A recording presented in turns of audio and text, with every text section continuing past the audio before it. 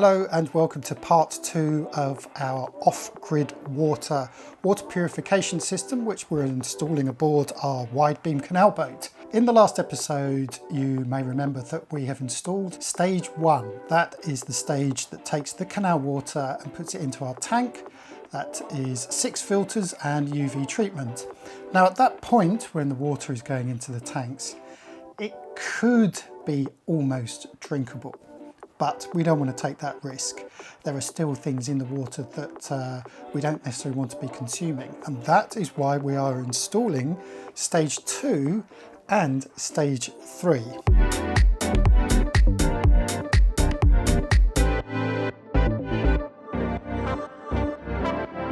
Have you noticed what I'm wearing? This is one of Liz's new t-shirt designs, and we're going to be putting them on some t-shirts and some mugs. We're going to be giving our patrons and FTB mates first dibs on them at a discount, of course. So we're going to be putting these in our shop soon. But this one in particular I love. I don't know if you can see it. Look, there's barley. Let's crack on to stage 2. It's what we call an ultrafiltration system. So it consists of 2 further carbon filters. We have a GAC, a granular activated carbon filter, which looks something like this in filter A. In filter B, we have another carbon block filter. If you remember, we already have one in the stage 1, but we're putting another one in stage 2. We have another filter at filter C.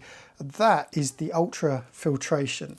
So this one goes down to something like 0.01 microns. Why is this not installed in here? Well, before we run the whole system, we have to flush it through. And there may be some particles attached to the carbon block. So we're going to run this for 10 minutes just to flush the whole system through before we then add the final ultrafiltration filter. What we do is we install stage 2 after our pump and our accumulator on the boat's water system.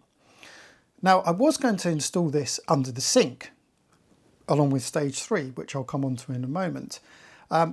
But it was starting to get a bit complicated. We've got 15mm John Guest and HEP2O plumbing systems. Then we had standard British plumbing imperial measurement attachments, and it was starting to get very confusing. So I had a chat with Damien, who runs and owns OffGridWater, who said, you're overcomplicating this once again. What you should be doing is separating the 2 and actually putting this immediately after the water pump. The advantage of doing this is that it means that any water that is coming into the boat after our water tanks is getting this extra ultrafiltration passed through it. And this is particularly important because we wanted to ensure that the water that we are showering with and also cleaning our teeth with is as close to pure drinking water as possible. It could be argued that by the time it's gone through this ultrafiltration system, it is pretty much safe to drink, but we do want to take that extra bit of caution, and we'll come on to stage 3 in a moment.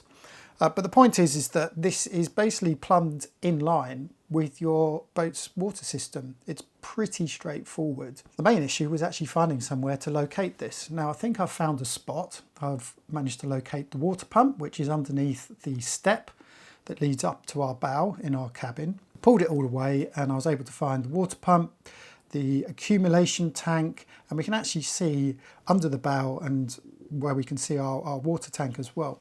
Here we are at the front end of the boat, and this is our step that goes up into the bow. So we've just taken this step out, and this gives us access to, well, you can see straight away there's the accumulator.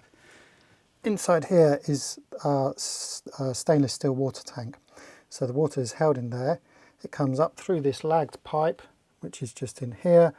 Our pump is hidden underneath here, and that then goes through into the accumulator. After the water comes out of the accumulator, it then goes through this HEP2O piping. As I was saying, we've got a mixture of HEP2O and John Guest. But this is old style HEP2O. And you can just see there's a few connections. So what I'm hoping is I can literally just undo some of these connections to put our water filter, stage 2, piped in, water coming out, going through the stage 2, coming back in at this point here. So I'm just going to remove this assembly here, and that will then feed all of our water into the boat system.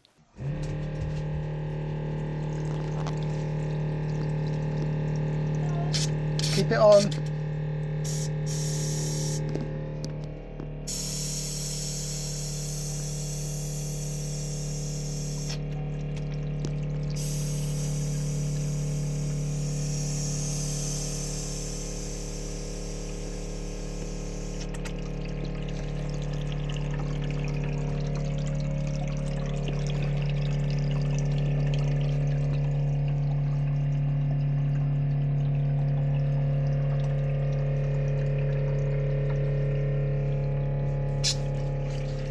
I think one of the issues that I have is actually trying to install it upright. Now, I did look into this. It is actually possible, according to some sources, to mount these things upside down.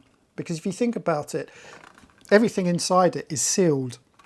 The only issue that you're going to have is if you get trapped air in it. You need to be able to release the air out of the system by depressing the little air release buttons on top of each filter housing. So the compromise I've come up with is to install this at a slight angle. So it will be angled, but it will be angled sort of upright. So that is going to come through after the pump. And the reason why we put this after the pump is so that it maintains the pressure of the water system that the boat is supposed to have. If we were to put this immediately after stage 1, the amount of particulates that stage 1 is picking up, the pump would not have enough pressure to push all that water through. So that's why this goes after the pump unit as a stage 2. Now, I spoke to Damien about this, and he said that in theory you probably don't need this if you have a stage 3. Stage 3 with a new t-shirt. Absolutely loving this t-shirt. Love the colour, and I love the graffiti style tag of Follow the Boat across the top. Remember, patrons, FTB mates, supporters are going to get first dibs on these t-shirts. And we've got more designs coming as well. But let's talk about stage 3. Stage 3 is what we call reverse osmosis. Now, for those of you who have been following us for years will know that we used to have a similar system on board our sailboat. And a lot of sailboats carry these kind of systems. They tend to be much bigger because they're contending with salt water. Of course, salt water is more dense, so it has to work that much harder to get fresh water out of salt water. How do you get fresh water out of salt water, or indeed canal water? Well, the way it works is that it has 2 membranes inside. So these, we call them membranes, but they're effectively filters. The way that reverse osmosis works is that water is pushed through these membranes at high pressure. Water molecules are some of the smallest molecules. If you put together everything inside water that is contained in water, water molecules are some of the smallest. As they're forced through these filters, it's only the water molecules that escape. The remainder of the stuff that's pushed through is your excess water. So reverse osmosis systems produce excess water, which you then dump back into the canal. Which is fair enough, because by this point it's all been filtered anyway. Now, this is designed to sit under the sink. You can get these for homes. Quite a lot of people install these in their households, especially if you're drawing water from a well, but even if you're drawing municipal water, you may have dirty pipes. So these are becoming more and more popular. But the great thing is that we can install this on the boat. So just very quickly, I wanted to show you this out of situ, because once I install it, you're not going to be able to see much. But essentially, on the front of the unit, I can pop this off like so, and you can see we have access to the 2 membranes in here. So we literally just twist these and pull them out and replace them. Now, on our boat, these lasted 5 years. You could get 5 years worth out of them, and that's with salt water as well. So I'm hoping we should get a bit of longevity out of these. On the back, we have 3 inlets and outlets down the bottom here. So we are putting water from the tank that's gone through stage 1 and stage 2 now goes into this system. It does its magic, it goes through those membranes. Excess water comes out of one outlet, and that we're going to plumb into our drain outlet on the sink. So pretty straightforward. The other outlet will feed into a dedicated drinking water tap. Now, we already have a drinking water tap installed on our boat, but OffGridWater supply their own tap. Here it is. It looks like any standard drinking water tap, like so. But this is actually powered. So this plugs into the back of the unit and it emits a light.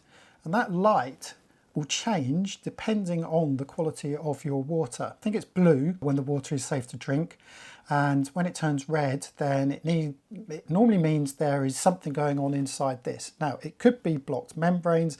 It could also be that your TDS rating has dropped. So remember, that's your parts per million in your drinking water. This has a TDS sensor inside of it, so it's actually measuring that water as it goes through this system, and you get a very clear indicator of how good that water is via this tap. It's a genius little system. A lot of the household solutions don't have this, so I was quite impressed when I saw that. So that's stage 2 and that's stage 3 explained in a nutshell very simply. What we're going to do next is install these. Now, I'm hoping that this is a fairly straightforward installation. Under the sink, we already have a carbon filter which has been left over from the current drinking water tap that we've got here.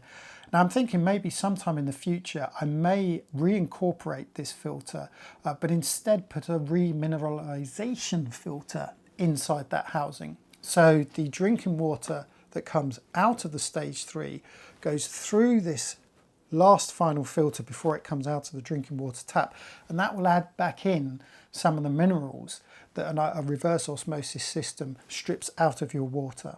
Here we are under the sink. Quick explanation of what we're doing. The first thing I had to do was to provide power, so I had to pull out the dishwasher which is next to the sink because I knew there was a socket there, and I've run a cable, extension cable, through here. Now when we're ready, I'm going to pin this well out the way so it can't get any water on it. We have the cold water feed. It's coming in through this pipe here. You can see a mixture of HEP2O and John Guest fittings. That cold water feed, one goes to the large tap for the sink, the other one comes down this way, and that originally was attached to this carbon filter via a 1/2 inch flexible hose. So it went through the carbon filter and up into the tap.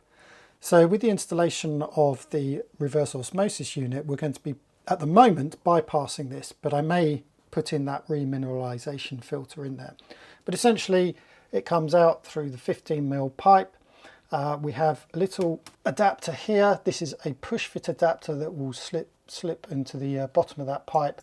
And at the other end, that's 5/8 for the flexible hose, which goes into the RO system. This is almost ready to install now, so we have this 1/2 inch hose which goes up to the tap, which is half mounted, installed in place. Okay, that is going to plug into this port here, which is our purified water that comes out of the RO. The one going in, which is the bigger one, that's a 5/8 inch diameter, and that is coming off of our cold water feed. You see that? Now I've looped it. The reason why I've done this is that what I want to be able to do is to plumb all the piping in with this unit completely out. So I want to give myself enough hose to actually pull this right out with it all connected. So anyway, so that comes off the cold water feed, and that, which currently is just in here, I just wanted to test this fitting. Turn this stopcock just to check that this fitting here isn't leaking, which it doesn't seem to be. So that is going to go into this feed here. The third port is our excess water, so this is the wastewater that the RO unit is expelling, and that goes into this, another 1/2 inch hose here. This goes into this drain in the sink around the collar, and you'll notice that there is this check valve here. So this is a one-way valve. This only allows water to flow one way. So this is just a safeguard in case excess water coming down this sink. Maybe you drain your sink and you tip all this water down here, what you don't want it doing is going back up this pipe and feeding into your RO system. So that check valve just makes sure that the water is only flowing one way. And then the other thing, of course, is that we've got to plug in our tap. As I said, the tap is powered, and that runs up to the tap. That also plugs in to this port just here. And then, of course, we've got the 240 volt, which is stepped down to 24 volt, I think. And I've run an extension cable which is hidden at the back here, kept well out of the way of any water, so we'll plug it in up there. It looks a bit of a mess, but it's pretty straightforward. It's literally 3 hoses and some power.